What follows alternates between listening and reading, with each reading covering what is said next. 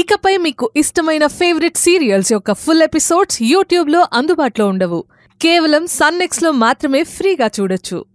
ఈ సందర్భాన్ని అవకాశంగా తీసుకుని విడిగా వెళ్ళిపోదామని ఆలోచన చేస్తున్నారేమో. అలాంటి ఆలోచన మానుకుంటే మంచిది. 10 రోజుల్లోపు 5 జంటలు కలిసుండడానికి ఇల్లు దొరుకుతుందా? అలా దొరకడం కష్టం. ఆ దేవుడే మంచి మార్గం చూపించాడు, ఉపయోగించుకోండి. మీరంతా ఏదో మాట్లాడుకుంటున్నారు, కానీ నాకు వినపడదని మీ అందరికీ తెలుసు. నాదొక ఆలోచన, చెప్పమంటావా ధర్మేష్ అన్నా? 5గురం 5 ఇల్లు చూసుకుందామా? కొట్టనంటే కాస్త కాస్త వినిపిస్తున్న చెవి పూర్తిగా వినిపించకుండా పోతుంది. మలిక, నువ్వుండమ్మా. 6 నూరైనా సరే అందరూ తలా ఒకవైపుకి వెళ్ళి మన 5 జంటలు కలిసి ఉండేలా ఇలాంటి ఇల్లే చూసుకుందాం.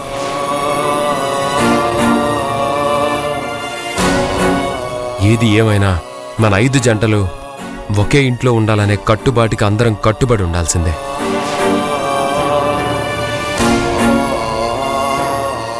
అలా అని అందరం సంతకాలు కూడా చేసుకున్నాం కదా. అది గుర్తుంచుకొని మాట్లాడండి. ఏం మాట్లాడినా కూడా ఒకే ఇంట్లో ఉంటూ కొట్టుకు చావాలి, అదేగా నీ కోరిక? సురేష్, హద్దు మీరు మాట్లాడుకు. కలిసి ఉంటే కళ్ళదు సుఖం అని పెద్దలు ఊరికే చెప్పలేదు. అది నీకు త్వరలో అర్థమవుతుంది. ఎప్పుడు వెళ్ళిపోతామా అని అవకాశం కోసం ఎదురు చూస్తున్నారు కదా. ఎలాగైనా సరే ఇలాంటిల్లు సంపాదిస్తున్నాం, అంతే. ఎవరు అంత ఈజీగా విడిపోవటానికి వీల్లేదు బావగారు. Yes big bro, separate family not good. 5 family 1 house I like. బావా, అలా ఉండడం నాకు ఇష్టం లేదు. నీ పాటికి నువ్వు మాట జారకు. వై? అదంతే. Shut up. You not tell, I tell. 10 రోజులు టైం ఉందిగా, ఇల్లు సంపాదిద్దాం. ఖచ్చితంగా ఇల్లు దొరుకుతుంది, నాకా నమ్మకం ఉంది.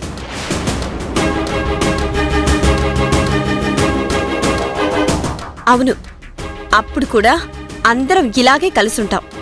6 నెలల తర్వాత ఆలోచిద్దాం. అవును, తాతగారు కాశీ నుంచి వచ్చే వరకు కలిసే ఉందాం.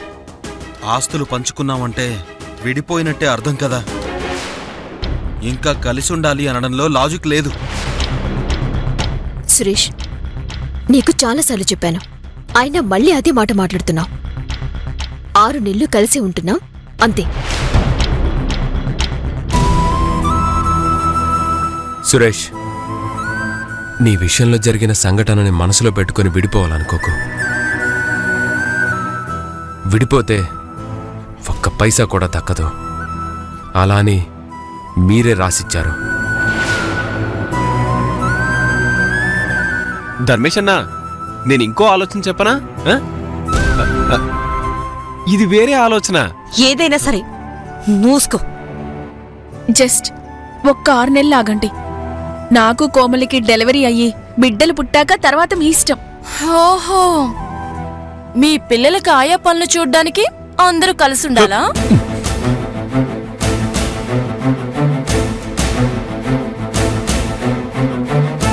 చెప్పు, మీ పిల్లల డైపర్స్ మారుస్తూ మేమిక్కడే ఉండాలా?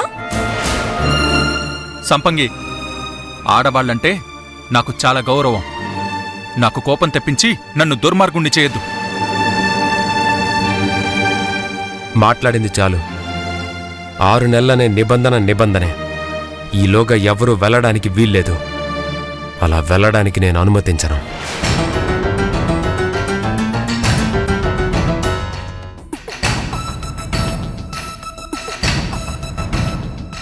సురేష్, విన్నావా? చూద్దాం, అది చూద్దాం. రే, ఇది సూపర్ ఛాన్స్. ఖచ్చితంగా ఇంత పెద్ద ఇల్లు దొరకదు. ఒకవేళ దొరికినా మాకు నచ్చలేదని చెప్పి ఎస్కేప్ అవ్వచ్చు.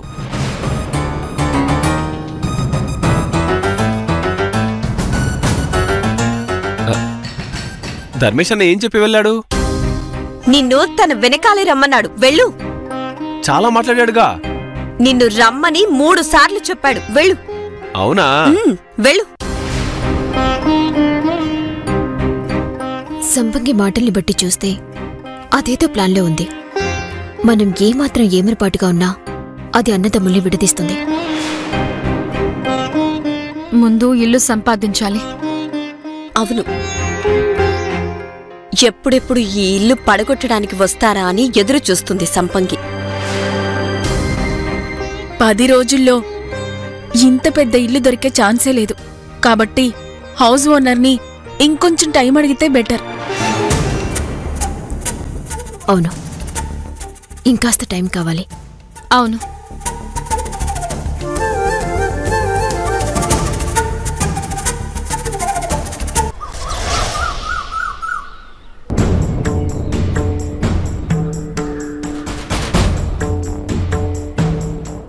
సార్, రండమ్మా రండి. అప్పుడే ఇల్లు దొరికిందా? మీరు సామాన్యులు కారు, పిల్లివారింటి కోడలంటే సీమటపాకాయ లాంటి వారు. మీతో కొంచెం మాట్లాడాలనొచ్చాం. మాట్లాడడానికి ఏం లేదమ్మా. మీరు అనుకున్నట్టు ఇప్పుడు మేమందరం ఒకే కుటుంబం కాదు, ఒకే ఇంట్లో విడివిడిగా ఉంటున్న 5 కుటుంబాలు. మరీ మంచిది. 5 కుటుంబాలుగా విడిపోయామని మీరే అంటున్నారు కదా. ఎవరికి వారు విడివిడిగా వెతుక్కుంటే 5 ఇళ్ళు ఈజీగా దొరుకుతాయి. అలాంటప్పుడు అందరికీ ఒకే ఇల్లు కావాలని వెతకడం ఎందుకు? ఎవరికి వాళ్ళు విడివిడిగా ఇల్లు తీసుకొని హ్యాపీగా ఉండొచ్చు కదా. మీరు చెప్పేది నిజమే. మా 5 కుటుంబాలు విడిపోయినా ఒకే ఇంట్లో 6 నెలల పాటు కలిసుండాలని అగ్రిమెంట్ రాసుకున్నాం. మీరు రాసుకునే అగ్రిమెంటే కదా. ఆ పద్ధతి మార్చుకుంటే పోతుంది. ఇదేమన్నా కోర్టు కేసు అయ్యే వ్యవహారమా? కాదు కదా. అగ్రిమెంట్ పేపర్ చించేసి 5గురు 5 దిక్కులకు పోవచ్చుగా. ఈ మాటలన్నీ ఎందుకు? ఇంకొంత టైం ఇవ్వడం కుదురుతుందా కుదరదా? మల్లిక, నువ్వాగక్క, ఏదో ఒకటి తేలాలి కదా. టైం ఇవ్వడం కుదరదమ్మా. అందుకు అవకాశమే లేదు. 10వ రోజున జేసీబీ వస్తుంది, ఇల్లు కూల్చేస్తుంది. ఆ లోపు మీ అంతట మీరు ఖాళీ చేస్తే మీకే మంచిది. కొంచెం దయ చూపించకూడదా సార్? నాకు దయాగుణం ఉండబట్టే ఇన్నాళ్ళు మీ 10 మంది ఉండటానికి ఆ ఇల్లిచ్చాను. అంతకు మించి దయదల్చడం నా వల్ల కాదు. మీరు వెళ్ళొచ్చు.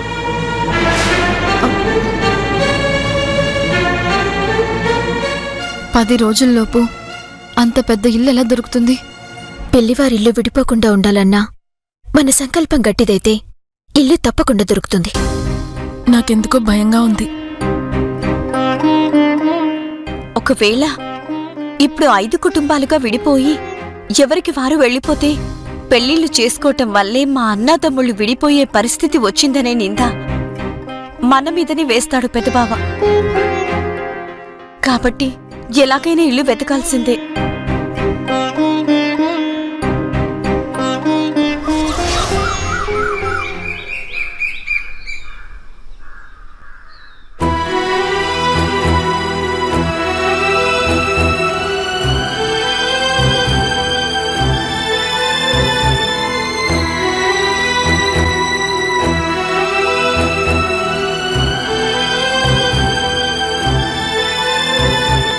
ధర్మేశన్న, కోమలి వాళ్ళు ఇంటి యజమాని దగ్గరికి వెళ్ళి ఇల్లు ఖాళీ చేయడానికి ఇంకాస్త సమయం కావాలని అడిగితే కుదరదు, 10 రోజుల్లో ఇల్లు ఖాళీ చేయమని చాలా ఖచ్చితంగా చెప్పాడట.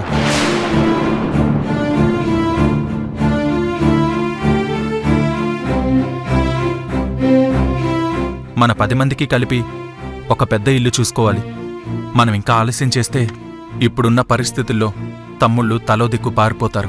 వాళ్ళేం జంతువులు కాదురా, ఒకే చోట కట్టిపడేయడానికి. ఎన్నాలని కాపాడతాంరా? వెళ్తే వెళ్ళని. ఏంటి ధర్మిషన్న ఇలా మాట్లాడుతున్నావు? కాశీకి వెళ్లిన మన తాత తిరిగి ఇంటికి వచ్చేసరికి మనం విడిపోయామని తెలిస్తే ఆ గుండె తట్టుకోగలదా? నాకింక పోరాడే శక్తి లేదురా. మరి ఒంటరిగా కూర్చొని బాధపడుతున్నారెందుకు బావగారు?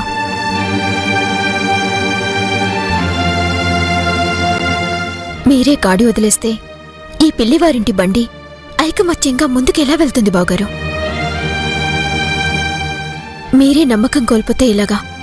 మీరే ఇలా మాట్లాడితే ఎలా అండి? నేనెలా మాట్లాడుతున్నాను? నేను చేసిన తప్పులే నన్ను ఈ రకంగా వెంటాడుతున్నాయి.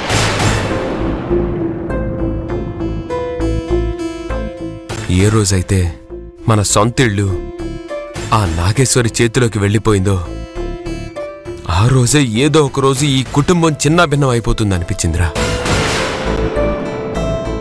ఇవాళ అదే జరిగింది. మన సొంతిల్లు పోవడానికి కారణం నేను ధర్మేశన్నా. మహేశ్వరిని కాదని నేను రోష్నిని పెళ్లి చేసుకున్నందువల్లే మన సొంతిల్లు పోయింది. తప్పు నాదైతే నీ మీద వేసుకుంటావెందుకు?